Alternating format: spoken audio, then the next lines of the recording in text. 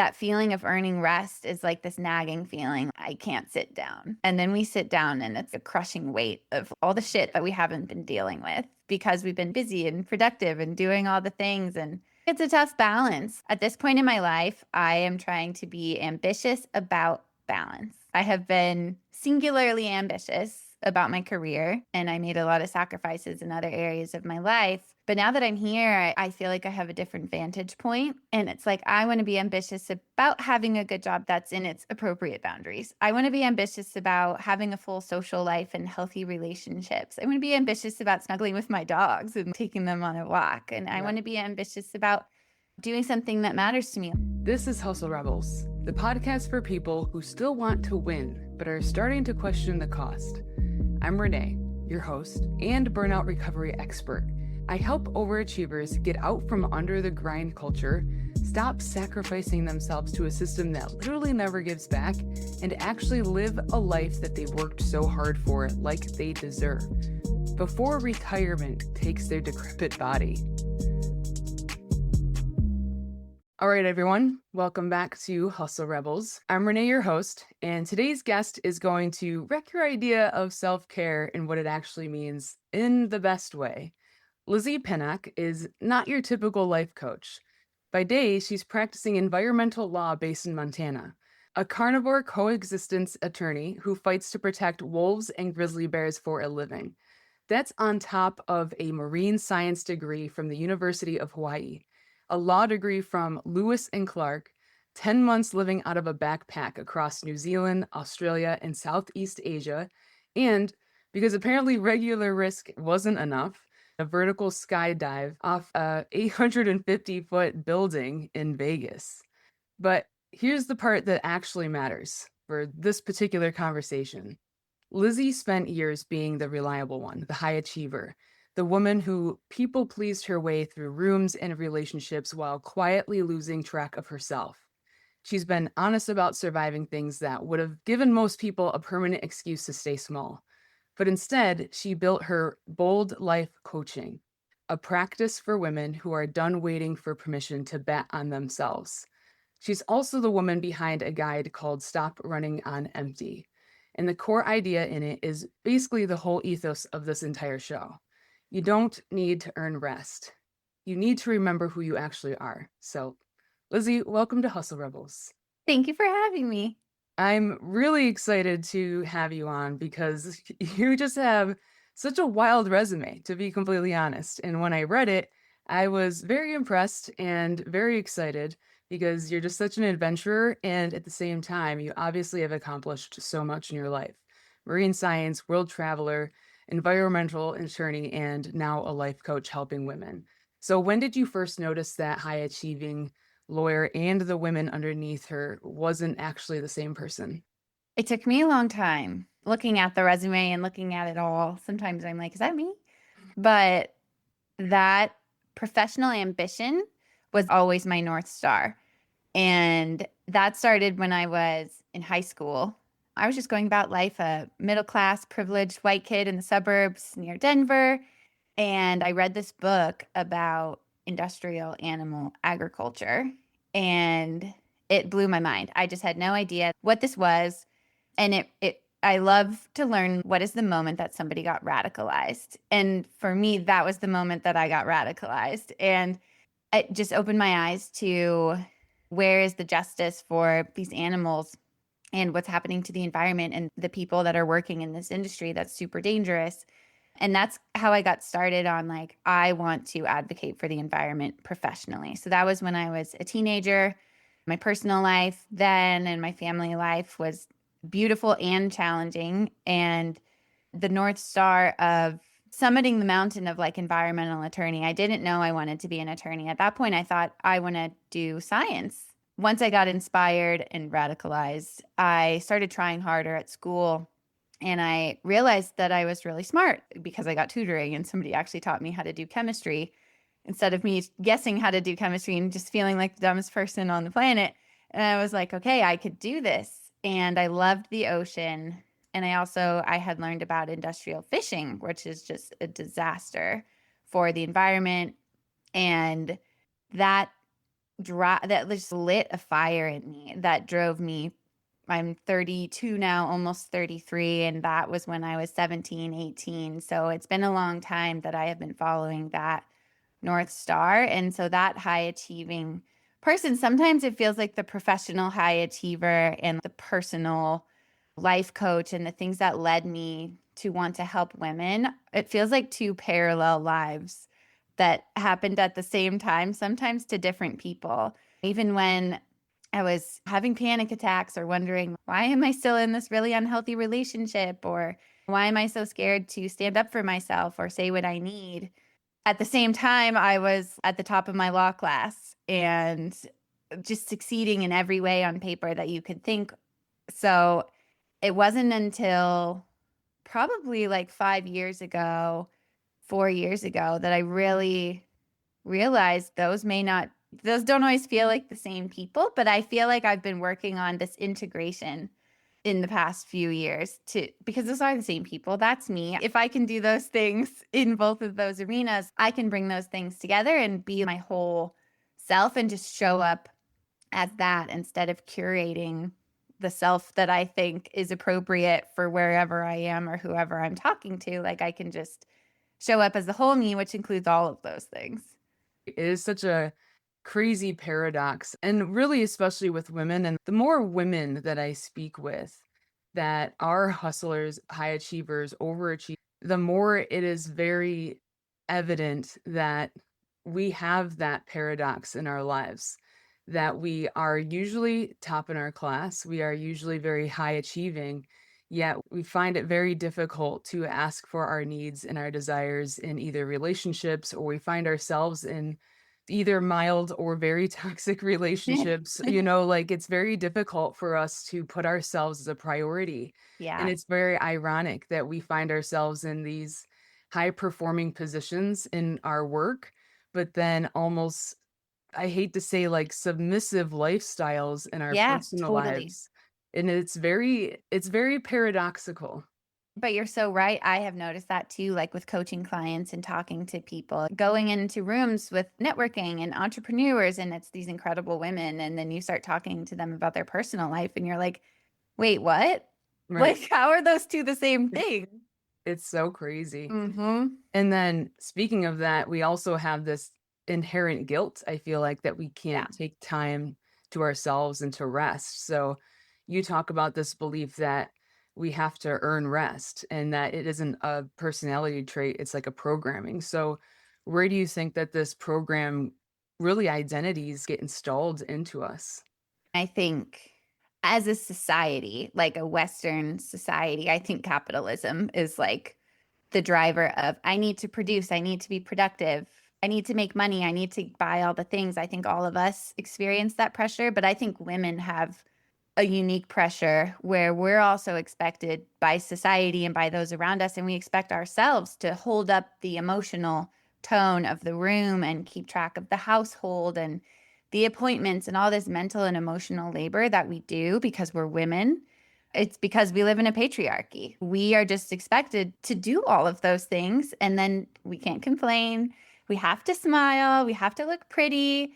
And yeah, I think it's really ingrained in our society, and that's why I think it can be so hard to unlearn it, to unlearn that pressure and those lessons that we have internalized. And it's part of the narrative we tell ourselves about who we are is that I need to be this person for others. I think that's one of the reasons I wanted to start coaching is because it took me way longer than I would like to admit to recognize what I was experiencing as someone living in a patriarchy, as a woman who's loud and ambitious and opinionated, constantly running into others, including myself and other women, trying to keep me small and figuring out that doesn't feel good. But you have to recognize it and then you have to unlearn it. And then you have to learn something else in its place. And that's almost the hardest thing is the stepping out of that box, that comfort zone. And I think that's where we have this ability to build community and support each other and talk to each other. And I think that's a strength that we can all, as women, lean into. Yeah, I feel like you brought something up that was very interesting about how other women try to keep us small too. And I coming from the first responder world, especially in firefighters, I mean, I worked with like 90% men, right? But when we would go to the ERs and stuff, or when I did my clinicals as a paramedic, a lot of them were nurses and females. And it was very interesting because I felt like I was always clashing with the females, but I always Mhm. worked a lot better with the males. And I never quite understood it. And it was very interesting. And then I was having a conversation with a good friend of mine, how she was saying how she's been fighting for a raise for quite some time now. And after a long period of time, she finally found out that the person that was her immediate bosses are all men, and then the person that was actually stifling her from getting that raise was the higher up was a female. And she was like, of all the people, you would Yeah. think that she would understand. I'm a mother, that I'm trying to like do better for my family and trying to do work and family at the same time, so it's really interesting. But then I had another guest last week that I released, and she talked about how she experienced that too. But taking a step back and realizing how that is also coming out of our own hurt, the women that Yeah. act like that, because we have to feel like women who are coming out of that feel like they have to prove themselves in many ways. And in order to get where they need to get, it's almost like, well, you have to prove your worth too. Yeah. So it's so interesting how it's like the patriarchy or the powers that be, it's like they want us to pit each other against each They other. do. It's so Yes. crazy. The Yeah. patriarchy is in us all, regardless of gender. Like Yeah. that's the water we're swimming in, you know? Yeah, the powers that be, whatever the system is, it's just genderless at that moment, right? It It's just is. the system. Absolutely. And that's why it's so hard to go against it. And it's like when I was younger and I was really insecure and I was seeking validation from all the boys and I wanted to be liked, and we'd all be like, "Oh, I'm not like the other girls." And it makes me cringe that I ever said that Yeah, confidently. Like that was a good thing. I want to be like the other girls. The other girls are badasses and right. incredible and the creators of source and life. And like, why would I not want to Yeah, be like that? But it's because we feel that, the men, because it's a patriarchy, have like this power and we want to be close to it. And so we do what we need to do to kind of get in the good graces of that. And even if it's like putting down other women or not uplifting women, it is going against the grain to kind of, if that boss instead had been like, I see you, I see your worth, I want to give you a raise, she might have had to put up with some shit from other people giving her the side eye. But at the end of the day, that's just what we have to do. I also realized I didn't answer the part of the question about like earning rest. And this is something I really wanted to talk about because I still struggle with this. And it's a conversation I have with myself a lot. And I think high achievers, yeah, it makes sense that we would talk about that on this podcast because, the programming is there, like we just talked about, but like, what does that mean for us? And I think we'll talk about like burnout and overwhelm more later, probably. But that feeling of earning rest is like this nagging feeling like, I can't sit down. And then we sit down and it's a crushing weight of all the shit that we haven't been dealing with because we've been busy, busy, busy and productive and doing all the things. And I think it's a tough balance. At this point in my life, I am trying to be ambitious about balance. I have been singularly ambitious about my career and I got where I wanted to go, and it required me to be singularly ambitious. And I made a lot of sacrifices in other areas of my life. But now that I'm here, I feel like I have a different vantage point. And it's like, I want to be ambitious about having a good job that I like that's in its appropriate boundaries. I want to be ambitious about having a full social life and healthy relationships. I want to be ambitious about snuggling with my dogs and like taking them on a walk. And I yeah, want to be ambitious about doing something that matters to me, like starting a life coaching business for women. So I can be one of those women that helps reach up and like, you know, pulling the hand of the other woman who's like crawling out of the bullshit that we're all stuck in. That's important. And it all takes time. Adulting is like, how does anyone do it? It's like cooking and cleaning and staying healthy. We have all these things going on. And that's where earning rest, I think, or letting ourselves have rest is so important. And I think it requires us to be patient with the life coaching business because it is not my full time job, I have to give myself a lot of grace. I only have so much time and energy. And so things go slow and we do things a little bit at a time, and that needs to be okay. Which for type A high achievers is really hard because we want to be like doing it all the time, throwing ourselves into it. And I think you do that enough and you have the opportunity to learn. I don't like how I feel maybe at the end of that, or the rebuilding I have to do of my who am I? What do I like to do? Who am I outside of this thing I've been chasing? Like, it's easy to lose sight of that when we don't let ourselves rest and be still. I also love that you call it being ambitious about balance. I had this same revelation recently about taking your time. I've been having this really big struggle about exhaustion lately. And while I'm not a novice to tiredness and exhaustion, this is a totally different feeling of exhaustion. It's Mhm. almost essential, right? Like it just feels Yeah. like it's in my bones. And when I work with a coach once a month, and I was telling her, I'm like, this part of it is like we go through a mindset thing. I was like, it's just so hard to work on things when you're so exhausted, like physically depleted. And I'm just going through like, these are the things that I do every single day to try to mitigate the exhaustion. Mhm. And she's just like, stop trying so hard. Yeah. And I was like, "But, like, I need to stop being tired, so I need to keep doing things to stop being tired, to figure Right. out what's wrong," you know? And so Right. my initial reaction was to fight her against it, but Right. I let those words kinda simmer. I took a shower afterwards, and then I'm like, after putting lotion on, I don't know if you can relate to this, but usually I'm like, get out of the shower, put lotion on, quickly putting it on my face and just on my arms, and then call it a day. But I found myself just putting lotion all over and actually taking my time. Like those were the words, take your Yeah. time. And I'm like, I don't think I know what that means. Take Yeah. your time. And this is like, I've been working on myself for quite some time. I've been doing this business for the last year and helping others. And I was like, I had to take my own advice, like, take your time. And so it's really interesting when you have to take a step back. And I was like, I want to just enjoy things. Yeah. Don't just take the dogs out for a walk just to get their energy out. View it as I'm getting their energy out and I'm enjoying going outside. And it's like a meditation for me. Yeah.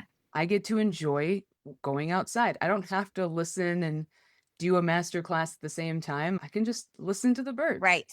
I can take the dogs out to go get the groceries and they can enjoy going outside with the windows open, taking our time and enjoying and being ambitious to enjoy life. I think what you're saying is so important too, because I think we feel like I need to do more and I need to have this meditation practice and I need to journal every day. And there's all these things you could find a list online of how to rest, of all these things you can do. But really, it's those little moments that we don't have to do extra. We don't have to research it. We need to just slow down, Yeah. literally, not like plan a day where we slow down and do nothing, but in those moments, like putting lotion on after the shower or taking a shower or going on a walk or just sitting on your couch for 5 minutes with your cup of coffee in the morning in silence.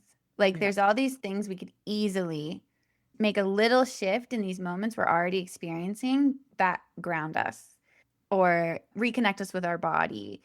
So it's not this huge barrier of like, if I'm not a Zen master, then how will I ever be able to relax? I better work on my Zen Right. mastery and go to a 10-day meditation I conference. know. But like, We're like working to health. It's like yes, we're always working to do something. Like I did like my newsletter the other day. It's like our effort is the disease, not the yes, cure. I had this moment that you made me think of, which I think demonstrates like our programming. I did a solo trip to Belize and I was on an island, on a 4-acre island, and they make all the food for you. They do everything. You're just there to relax. And I was eating dinner and I was just eating normally. And one of the guys that worked there was like, slow down. Yeah. And I realized how fast I was eating. I was eating like it was my job to finish this burger, this chicken sandwich as fast as I possibly could. And when he said that, it was like your coach saying to you, like, take your time. I was like, wow. But then I Yeah. get home and I notice myself doing that all the time. So, like, having those little moments, those things we can remind ourselves of, like, slow down, Yeah. enjoy, Absolutely. take the bite, put it down, enjoy your meal. Yeah. You don't realize how fast you eat. I always blamed it on my boyfriend would always laugh at me because I would eat so incredibly fast. And it was really mostly because of work, because we would eat so fast, we never know when Right. we would get the next call. Right. After I had left the fire department and I was doing my life and health certifications, part of it was like time yourself because I got holistic nutrition and stuff through it. And they're like, time yourself eating because that is a huge part. Digestion and rest and the parasympathetic is a huge part of it. And so time yourself eating and just not fixing it, just see how long it takes you to eat. So I was like, I set the timer. I was eating a 6-ounce steak.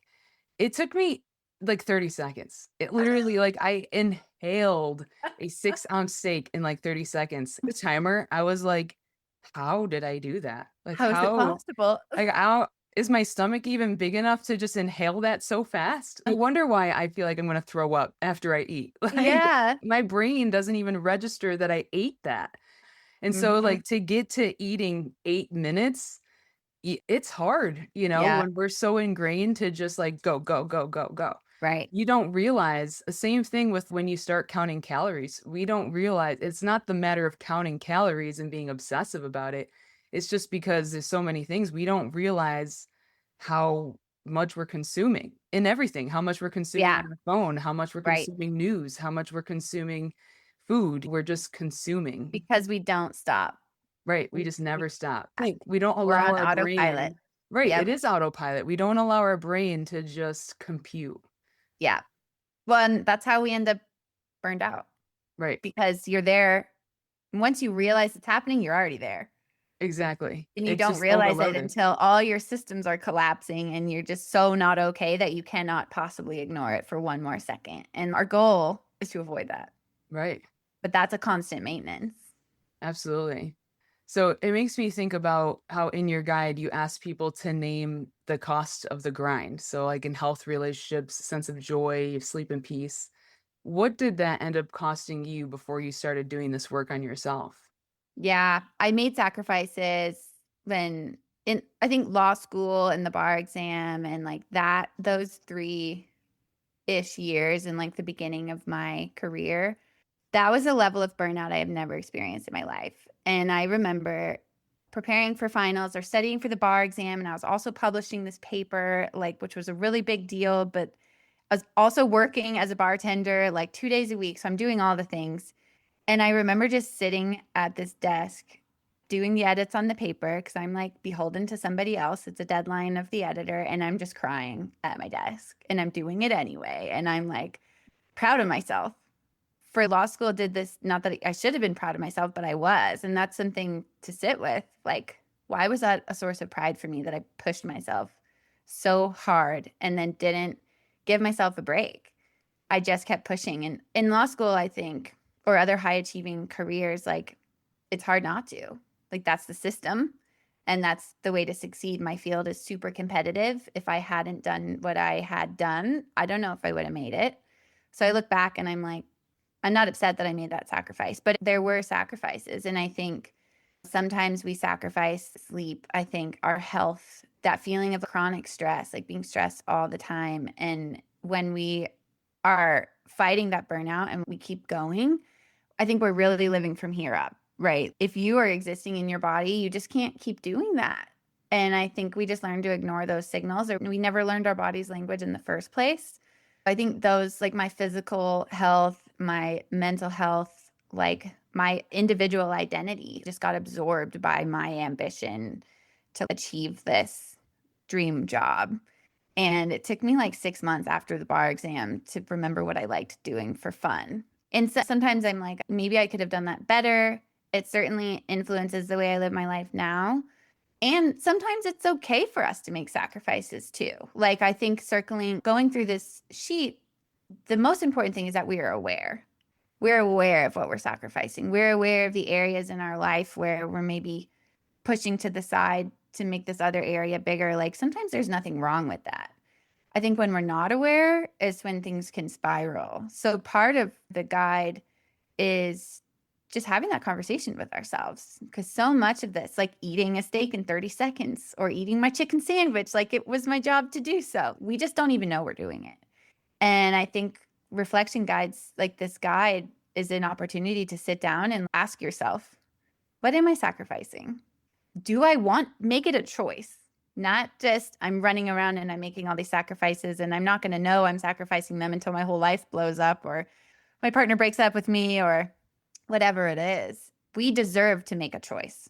And first, we need to have the information in front of us. And that means we have a conversation with ourselves about what we're doing. Yeah. It's so true because awareness really is the first key.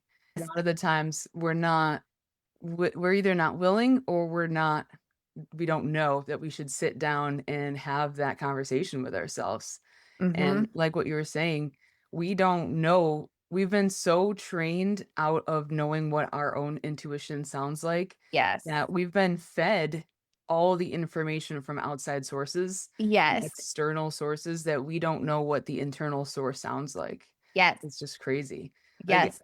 I even grew up in a very Christian household, and we were just always told to get our answers from God and make those decisions based off of that. And while there's nothing wrong with spirituality, I feel like there is an element of that does out-train you to listen to your internal source, which Mm-hmm. could be God speaking through you too, right? But the way that you might be taught is that it's not internal, it's external. Right. So, in all senses, we are just trained to listen to external sources.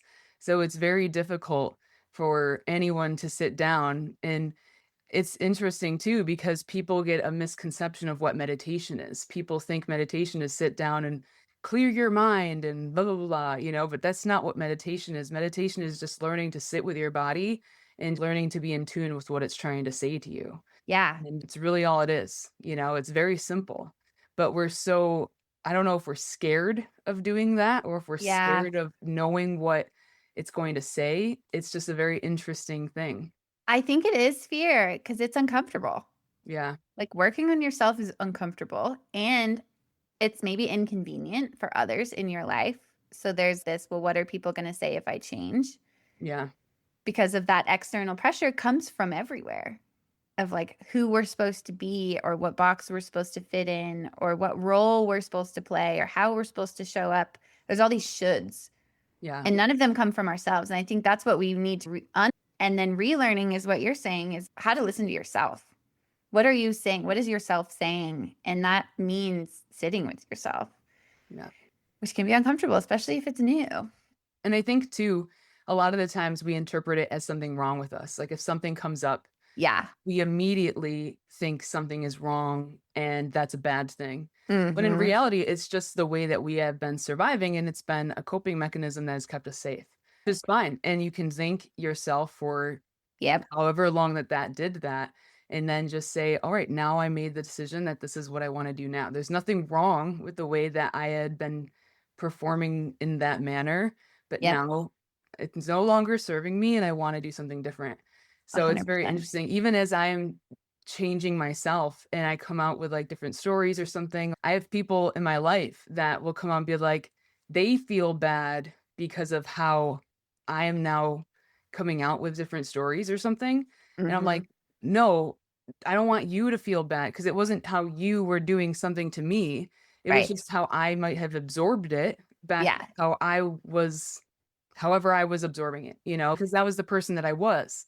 You were just acting how you were acting because of how you were absorbing things. Yep. It's just how life goes. This is nothing that you were doing. It was just how I was absorbing. Now I'm just learning something different. There's nothing inherently bad in anything. We're just all learning different things, but we all are learned to then feel guilty about certain things, but there's no reason for it. Yeah.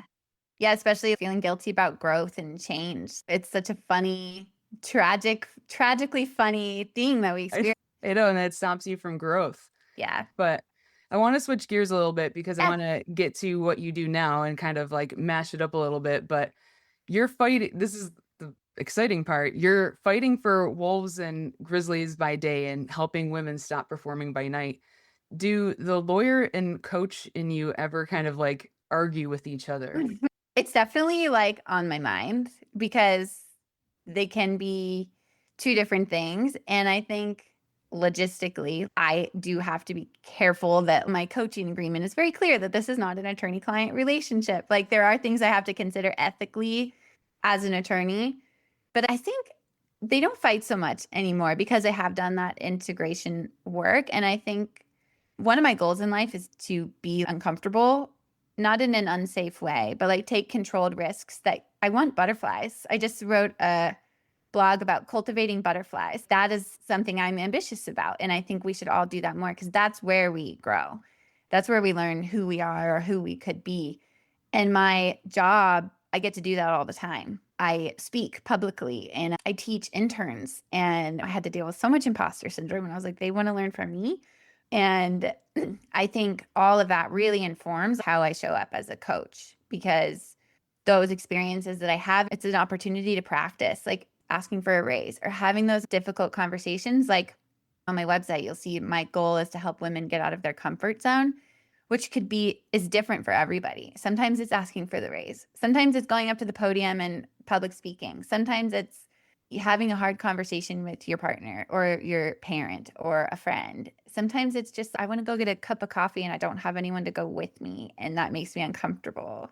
So I think being a lawyer and this career has really just helped me become the person I need to be in order to be that coach and in order to kind of walk alongside someone as they explore that on their own. And it's given me this rich experience of failing by myself or feeling like, oh my gosh, I just talked to the media and I said something so stupid and now I'm not going to sleep for 2 nights. But recognizing it's okay to be embarrassed, it's okay to mess up, taking that pressure off myself. I have a lot of opportunities to practice taking pressure off myself for being perfect. And it is a practice. And so I really think the lawyer and the coach don't fight so much as like they're good friends and they kind of support each other in kind of being the best version of themselves. And sometimes I coach myself all the time as a lawyer and as a coach. So I think they really blend together in a way that kind of lets me be the best version of both. Yeah. You gave a few examples of how you kind of help people and helping yourself. And people mix up coaching a lot with therapy. And I had seen on your website how you say that, it's not therapy, it's not mentorship.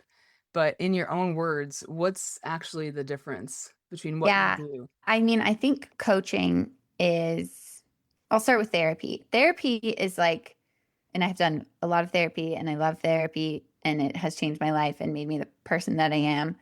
And it's like that deep emotional work. It's a lot of like, what happened to me in the past and how is that in my body today or how is that impacting my life today, and kind of facing some of those things that we've been living with and maybe not knowing it. I think coaching is really forward looking, and coaching can't, sometimes therapy is needed for some things like trauma or whatever it is.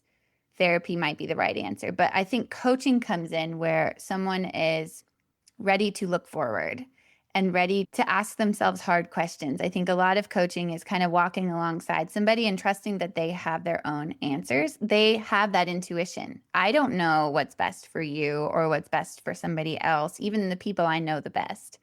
Only they do. And coaching helps somebody pull themselves out of that. And I was talking about reaching down to grab somebody's hand and pull them out of the bullshit. Sometimes we reach down and grab our own hand. And I think coaching can give people like the courage and the support and feeling like I don't have to do this by myself. Because stepping out of your comfort zone is scary. Going against the grain is scary. And there might be people in our life that don't understand what we're doing, and that makes it really hard. So coaching gives people that. And I think it also creates this container, like, especially as women, we very rarely have spaces where we can just sit and focus on ourselves, or we feel guilty when we do that. And so if somebody else is there saying, you deserve this, you have permission to just sit here and focus on working on yourself and thinking about yourself and being your best self, you deserve to do that. Sometimes that's all we need to hear. Yeah. And then have somebody support us as we do that. I think that's really where the strength of coaching. I completely agree because I feel like When people look at coaching, they just have this idea that it's just kind of like a lot of fluff and just surface level stuff, but they don't Yeah. understand how it really is walking alongside someone and digging deep with how can we push you forward into a life that's in alignment. And Yeah. people don't understand too that it's okay to enjoy life, like what we were just talking about. It's okay also to have someone alongside with you that's not just a friend.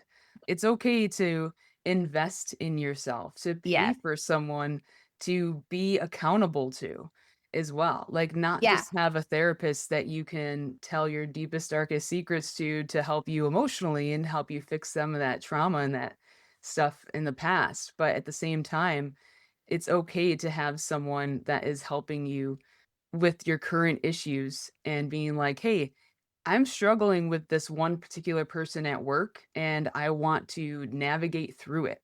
It's okay to have someone to be there because we don't always Absolutely. have that person.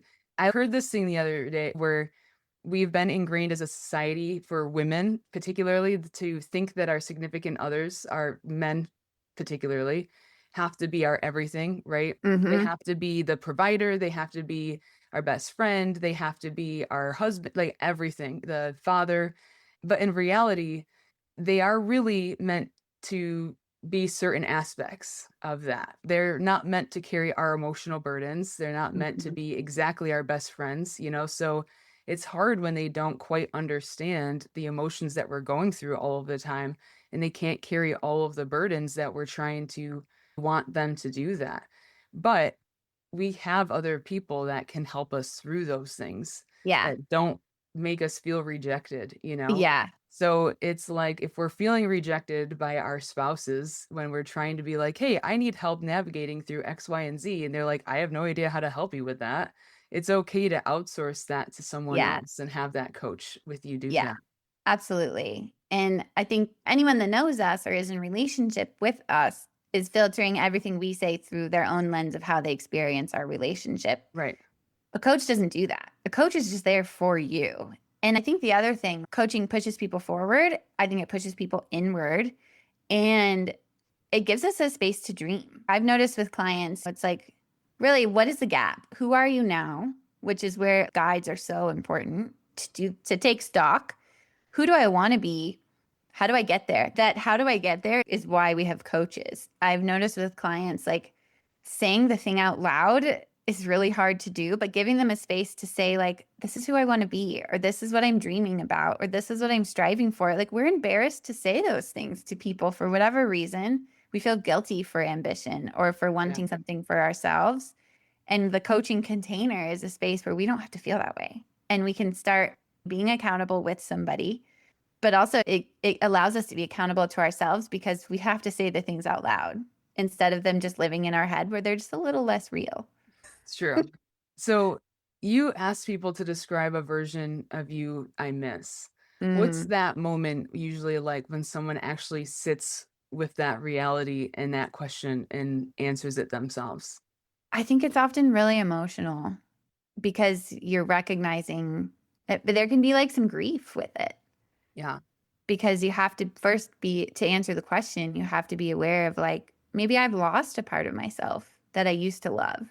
And when we're busy, busy, busy and being everything for everyone else, it's easy to ignore that. But when we sit with it, which I think we need to do to be like the best, fullest versions of ourselves for ourselves, it can be hard. I've had those moments and I have cried, but it's also freeing. It's like a weight because it's seeing it is really impactful. Like, who did I used to be and what did I used to love? And those things change. We change. We should change.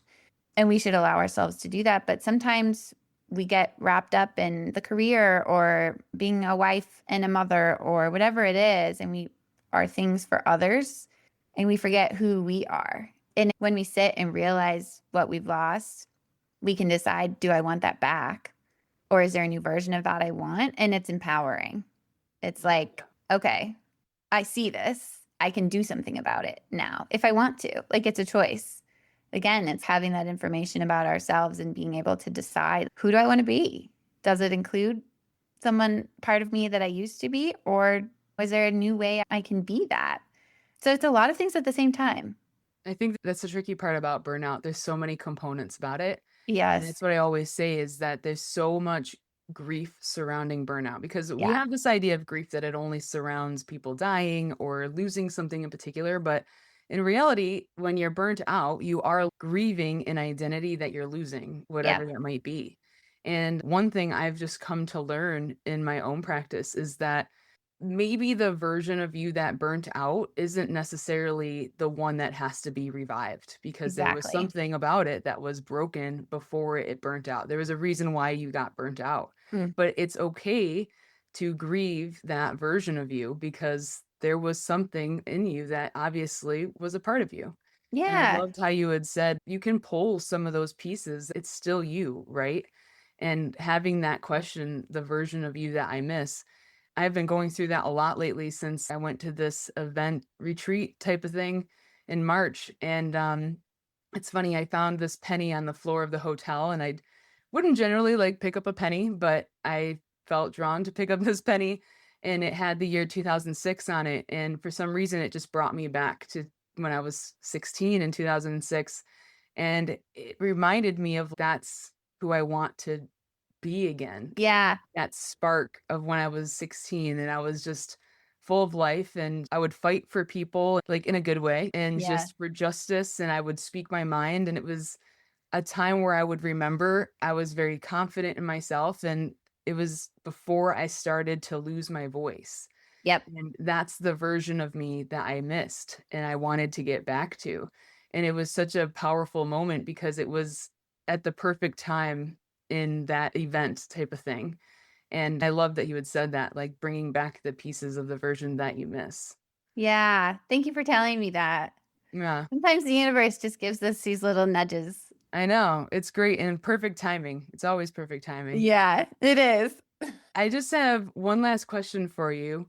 For someone listening right now who just recognized in themselves in this whole conversation, what's the one bold step that you would love for her to take this week?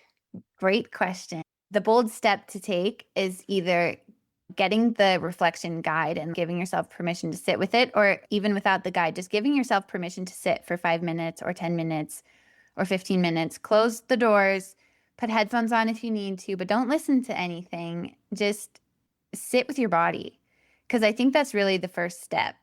And I also think it can be really informative if that feels uncomfortable, or if you hear me saying this and you're like, I don't need to do that. Stop and ask yourself, why does your brain not want you to do that? Or why not? What do you have to lose? And if you do feel discomfort, just sit. It's okay for us to feel uncomfortable. We're going to be fine. We're going to survive. And we might learn a lot about ourselves along the way. So, however you do it, give yourself ideally 15 minutes to just sit with your body, however you want to do it, whether it's meditation, whether it's journaling, whether it's the guide, but connect with yourself and figure out how that feels. I think that's really the first step that we need to take, especially as women who are everything for everyone all the time. Give yourself permission to be everything for you. And that starts with listening and connecting with our intuition and our bodies, because we're so disconnected from those things and it's not to our benefit. So I encourage everybody to just take that first step and just see where it goes. Yeah.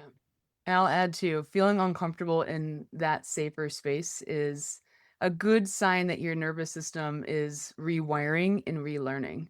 Yeah. And I'll add to that too is I'm so I had my most recent surgery was back surgery and prior to that I had waited so long to get the back surgery that my left leg had lost a bit of neuroplasticity. And so even though the strength is there and through my PT, I didn't realize that we had learned that when I would do single leg things with my left leg, the strength was there, but it wasn't speaking to the neurons. So it was very Mm. interesting. So as I was learning, we were learning that when your leg shakes when you're working out, it's your nervous system relearning how to speak to the muscles. And so in Huh. order to push past that, you have to push through the shaking in order for Yeah. your neurons to reconnect the muscles to the nervous system. So as I'm going through physical therapy and retraining my left leg to have that strength and mobility again, I have to push through, I have to count through 30 seconds of the shaking to reconnect my nervous system. I'm not a physical therapist. I don't know the actual terminology of all this stuff, but that's basically the layman's terms of how it's happening. But it's pushing through the uncomfortable scenario of what's going on in my left leg so that my nervous system can retrain itself to basically feel safe and know that, yeah, the strength in the muscles is present. My brain just has to trust that it's there. And it's been a radical transformation. It's been 2 years for it to be able to figure that out so that the strength is there. It just needs to trust it. So it's the same mentality. I mean, our brain is the same in every aspect, whether it Yeah. feels safe in an environment or safe deadlifting 200 pounds, you know? So it's so crazy. If we're just sitting in a safe place, being vulnerable in these situations with these questions that you're presenting, if we're feeling uncomfortable, it's like our mind vibrating or shaking, you know, just pushing through it, allowing that uncomfortable feeling to just push through, and it'll rewire and reconnect. There's no more perfect analogy, I think, than that. I love that. The shaking is good. That's where we learn. Yeah. Where our body learns. Allow the shake. Yes, allow the shake. And I think when we see discomfort or feel discomfort, we're like, ooh, we don't want to do that, but lean into it. I always thought that too. We always thought that the shaking was weakness and that you should Right. stop, but it's not. I had to retrain my knowledge that it's actually your nervous system retraining itself. It's reconnecting. I love It's that. almost like the vibration. You have to let the vibration do its thing. Yeah. We know we're strong enough. That's the thing. We have Exactly. it. The We have it strength in us. is there. You just have to allow your brain to recognize it. Yep. It's crazy. Perfect. I know. This has been such a great conversation. I really enjoy it. And before we sign off, I would love for you to tell the listeners about your specifically designed guide, the Stop Running on Empty. Yes. So you can go to herboldlife.com/hustle. I made a landing page just for the hustle rebels of this world. And you can sign up to get the free guide. And really, it's some of the stuff we already talked about. Starting to ask yourself those hard questions, naming the cost of the burnout that you're having right now, figuring out like, why are we doing that? What might we need instead? And just getting familiar with the things we're doing in our lives might be draining us and what we could connect with instead. How can we fill our cup intentionally and be aware of those things that drain it and at least start to make decisions about what we want to do? So I really encourage everyone to get that guide and start having those tough conversations with themselves. And I truly believe that all of us have this innate strength and power within us. And it really starts when we allow ourselves to feel that. And this guide helps us do that. Love that. And then, Lizzy, where can people find you to work with you and follow your work? Yes. So herboldlife.com is my website. So you can find me there. And then LinkedIn is where you can find more about both my coaching and if you're interested in my, that's where my other persona, my attorney life is also very present on there. And then my YouTube, I think it's Life Coach Lizzy, but you'll link it. So you can find me on YouTube where I have some videos. Some of them are geared towards law students. So if you're listening to this and you're curious about law school or you're a new attorney, you will find resources on there for you. But it's also for the bigger coaching audience to kind of talk about some of these skills and some of these things that we can learn. So you can find me in all of those places. Yeah, all of those links that Lizzy just mentioned are going to be in the show notes and description as well. So you'll definitely have all the access to that. That is it for this episode of Hustle Rebels. If this conversation hit a nerve, if you've been circling all of the above that we just talked about on your own, then go check out Lizzy at herboldlife.com, like she mentioned. Grab that guide. And if you're ready to start burning your own blueprint, you know where to find me. Subscribe to Hustle Rebels wherever you're listening, leave a review, and then tag us, follow us, share, whoever might need to listen as well. So we'd love to keep having you guys follow along and make sure you're enjoying these conversations too. We'll see you guys next week. Thank you.